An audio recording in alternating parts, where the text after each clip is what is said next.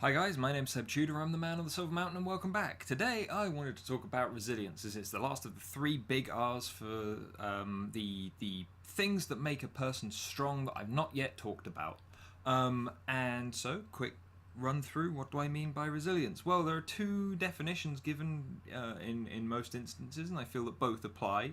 One is either the capacity for a thing to spring back into shape without breaking, i.e. its elasticity or adaptability to a situation, or its capacity to quickly and easily recover from difficulty, i.e. being tough, being hard to put down.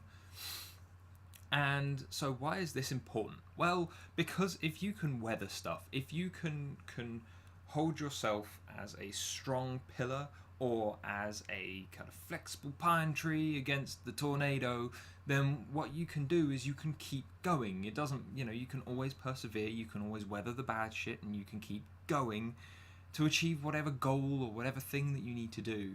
And so what it comes down to, and I realise that I've started saying what it comes down to an awful lot, but I'll gloss over that for the moment. What it comes down to is, resilience is hard. What is it that can let a person be resilient? Because obviously not everyone is as physically dominant or resilient. Not everybody is as either lacking in awareness or hyper aware of what's coming in and going out to ensure that they can maintain that adaptability, that elasticity, that toughness against their environment. And so what is it that I've done, just in myself, or that I've helped other people to achieve? What it comes down to is that you can't really affect how the world will directly impact you physically. Yeah, if you walk outside and it decides to rain, you're gonna get wet.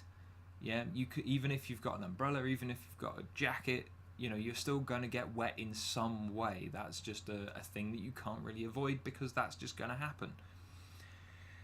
But the thing is, I guess in this analogy, the thing that you can control is how quickly you dry off afterwards. Yeah, where you can seek shelter, what you can do, the options available to you to move on from that negative situation. But obviously, as said, physically, maintaining that, finding ways of doing things, that's all very situational and based on what you have around you. If you're in the middle of a field and you get soaked, taking the raining analogy again, then what it comes down to is there's a good chance you're not going to have anywhere to hide, not going to have anywhere to dry off, and you might just have to endure that kind of wet situation for a while, and it won't be pleasant. But moving into the stuff that I usually talk about, which is much more in your head, more so than anything else. And when it comes to resilience and elasticity, there are a few things that I've talked about before that all kind of come into play. And that's where you've got things like not sweating the small stuff, not getting tied up in all of these little things, being reasonable and realistic so that you can appraise your situation, your surroundings, the information that is being put towards you, and you can filter it, kind of like a firewall for a computer hard drive. You don't want to have too much good or bad, too much good leave and too much bad come in. Or in a lot of social instances, what it comes down to is realizing that you can't control other people. You're not Professor Xavier from the X-Men. You can't mind control people. Your words don't have any intrinsic power unless people react to them, and their reaction is entirely their own responsibility. So it's knowing that limit, knowing where that line is drawn in the sand, and knowing that you're on your side and you can control what's on your side. Yeah, you can control whether or not you get upset, or whether or not something offends you, or anything like that, just by going, does it matter? Simply put, the answer should almost always be no. There are obviously exceptions to this. I'm not talking about like huge things or things that are official, like, you're sacked. If someone fires you, that's kind of an official thing, and you can't really avoid that, even if you don't like what's been said and you decide to kind of ignore it. I'm saying if someone calls you a nasty name, if someone says something that you don't necessarily agree with or like, but you're not going to get anywhere by arguing against it, because the reason you dislike it is because it's all Something has been impacted inside you. That's because you decided to let it in. If damage is done to you just by words, just by situations and things like that, and I mean emotional damage and like crumpling under the pressure of that social weight, then what it comes down to is you are responsible for that. As said in my responsibility video, you have to be aware of what those things are for yourself. Resilience is the taking that on board and making that choice. That resilience, that survivability, that toughness, that adaptability and elasticity, all of those things come from a choice.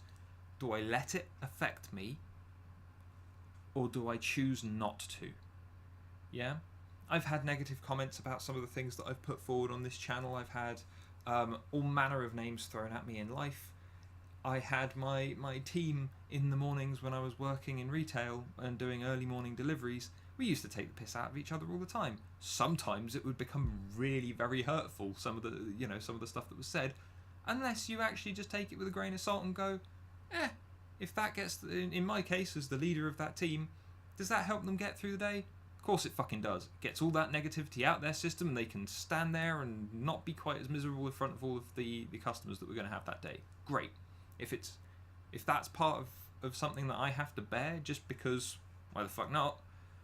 I gave back as good as I got. But what it comes down to is, it's all good. Do I have to care? No. Do I let it affect me? No.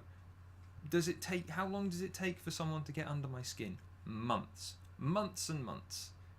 Feel free to try in the comments. It's not, I don't care. But what it comes down to is that resilience, that solidity, that gives me a strength, that gives me a core, that choice between, does it affect me? Does it not affect me? Those things allow me to have a very solid basic foundation, a baseline for my behaviour and everything else that goes on. And that then allows me to use reason to filter the things that are coming in and out. Once I've decided whether or not they're going to affect me or not, then I can appraise them. Once they've bounced off my armour, I can pick them up and examine them. I can find out what they are. Yeah? And then if I've taken a look at it and gone, okay, fair enough, this is somewhat interesting because of these aspects, then I can more closely examine those aspects. That's fair enough. And then, as said, all of this comes down to responsibility. Having that foundation and then having that ability to appraise things as they happen, that allows you to be responsible for yourself. That allows you to know where your limits are, to know what you can and cannot do. You're not psychic. You can't control people's minds. If they have got upset with you, unless there is something that you can directly be held accountable for, i.e. an action that you have done, or a negative that you have caused at large, then fine. But otherwise, you're not responsible for their feelings. You're not responsible for their emotions. You're not responsible for their well-being. You don't owe anybody anything unless you decide to. Yeah? And this counts for everybody, regardless of who you are. So that resilience ties into the other two R's and allows you to be a solid fortress around you. And it allows you to therefore continue to as a tank would, just roll forward without any kind of thing getting in your way or slowing you down for too long. And that's important. That's something we need more in the world. We need people who have that internal strength, that don't panic over everything, that don't get upset over everything, because the anger, the hatred, the sadness, and all of those other things that just get stirred up from tiny nothingnesses,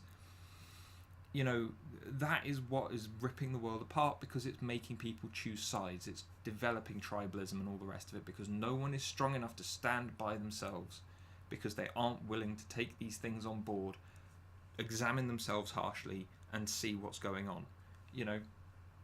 Simple.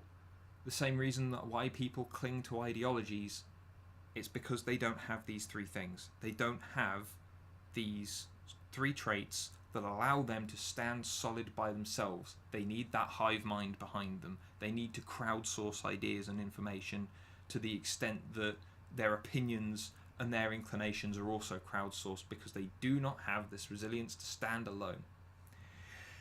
Anyway, let me know what you guys think in the comments. Resilience, useful? Not? One of these core tenets are, as this is the last video I'm going to be doing on these 3 for the time being at the very least, are there any other things that you would potentially see as a trait of a strong person?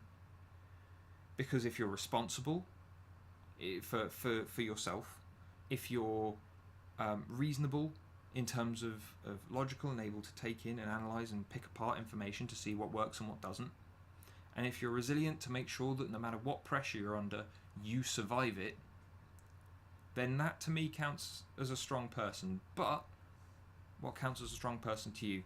Please let me know in the comments down below. Otherwise, drop us a like if you found this at all interesting, and subscribe for more, and I will see you guys in the next video tomorrow. Take care.